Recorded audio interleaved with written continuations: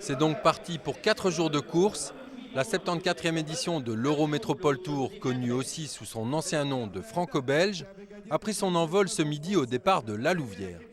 L'année passée, la course avait également débuté dans la Cité des Loups, pour la plus grande joie des organisateurs, tout heureux de voir un an de préparation se concrétiser le jour J. Tout est en place, évidemment la pression est encore très forte. Évidemment, il faut maintenant que l'on entame les premiers kilomètres pour dire de libérer un peu cette grosse partie de stress. Mais selon moi, je viens d'avoir organisé le briefing. Je crois que tout le monde a très bien compris les messages. On sait que sur le plan de la sécurité, tout est mis en œuvre pour que tout se passe bien. Donc maintenant, il appartient aux coureurs de faire la course et de nous la rendre la plus belle possible.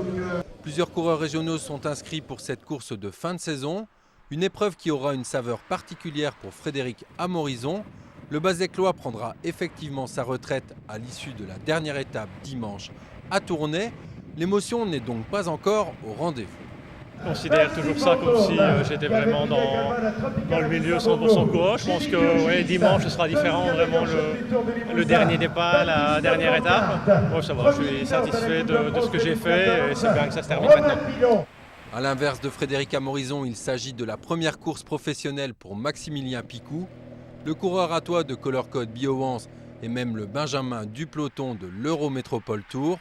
C'est dire s'il était un peu impressionné au moment de se rendre sur la ligne de départ. Je me dis que c'est une belle expérience qui arrive et je vais vraiment profiter de ce premier tour pro pour prendre encore plus d'expérience et pouvoir rouler près de mes vedettes dans France. 3 autres Wallons Picards sont de la partie. Quentin Berthollet dispute aussi sa dernière course et Antoine Leleu s'apprête à partir chez Véran Classique. Le dernier régional de l'étape, c'est Thomas Degan. Le Lessinois a remporté la semaine passée sa première victoire chez les pros en levant les bras au Tour du Gévaudan. Il quitte donc Wanty Gobert sur une bonne note puisque l'année prochaine, il portera les couleurs de l'équipe suisse IAM.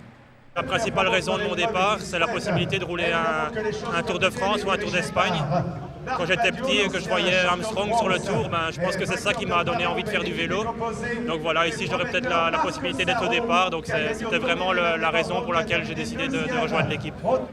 Demain midi, l'Eurométropole Tour partira du domaine de Bourgogne à Étainbourg pour prendre la route de la mer. C'est en effet à Nieuport que sera jugée l'arrivée de la deuxième étape au terme de 174 km. La même distance sera parcourue samedi entre Blankenberg et Middelkerk. Et enfin dimanche, l'étape Rennes reliera Mons à Tournai. On connaîtra alors le nom du lauréat qui succédera à Jens de Buchereux au palmarès.